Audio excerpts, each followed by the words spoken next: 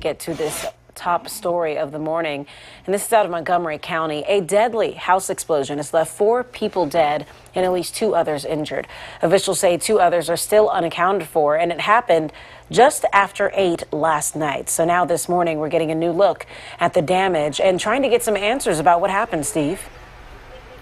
Yeah, those answers aren't going to come until 12 noon, but you can bet that authorities have a lot of the answers to many of the questions that the media and the neighborhood has, and namely, what about the 2 people that were unaccounted for when they last updated us at 11? And the reason I think they have that answer is what we appeared to be a search going on most of the night has to be over right now. And in fact, the big fire engine that was here putting water on this mountain of debris has just left. They wrapped up their hoses.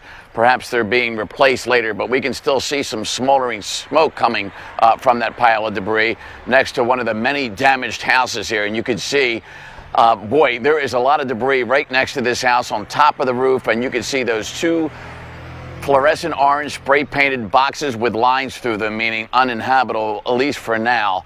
And that is a duplex there, and that's what exploded here, a duplex. So we're probably looking at 2 families at the center of this explosion, along with other houses, as we go to our aerial video from a drone to show you how widespread this debris is. That is more folks than just one house, it looks like.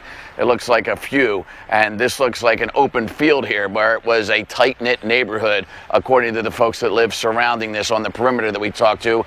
Among them, Stephen Diamond, who woke up. He was in bed. He just had surgery, so he was laying in bed recovering, but he was awake when this happened.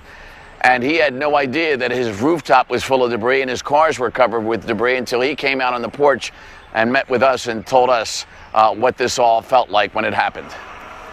Stephen, you told me you were in bed. What happened? You're in bed at 8 o'clock, but you're not asleep.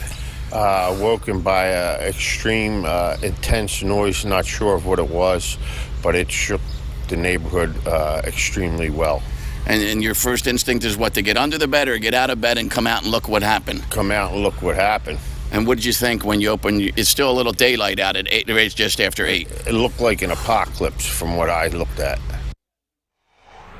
An apocalypse is how he's describing this, and that is pretty accurate from what we've been able to see, both from the air and from the ground. And as we look live now on the ground, you can see that gaping hole in one of the houses that is still standing closest to all the houses that went down. Look at that hole, and can you imagine the story somebody has that was inside that house on the other side of that wall at the time? And let's hope they weren't far, because we have 2 hurt, 4 dead, and 2 unaccounted for in the last update.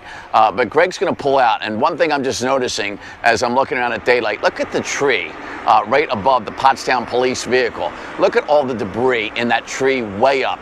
And the sad sight was, when I was at Steve Diamond's house on his porch, I saw what appeared to be like a little girl or a little kid's neon sneaker, and it was still tied like somebody was wearing it. And other shoes and other personal effects, clothes, and then the other thing I saw, and I tweeted some pictures, kids' toys. There was a kids' Fisher-Price swing that whatever it was swinging from, the swing was thrown in this explosion, and the swing itself was full of debris. And there were so many children's play sets outside, and since it's a nice warm spring night, you're thinking, if these kids were outside when this happened, we wouldn't just have 2 people hurt, as the authorities told us last night. There would have been so many more hurt, because there's so much debris, heavy debris, sharp debris, all around here. So if anybody was out and about instead of inside and safe, this would be way worse than it is. Just look at that tree with all the debris that flew up into that tree. And if that tree wasn't full of spring leaves, we would probably see a whole lot more of that debris. But boy, look at all the stuff just hanging out of there way up in the air to tell you how much this stuff just blew up and blew out. And so 12 noon is our next update, and everybody here is hoping that that death toll just stays at 4. Guys? Certainly a lot of prayers. I mean, just looking at the sheer force of that and all the way down to the foundation. We'll look for that update, Steve, 7:07.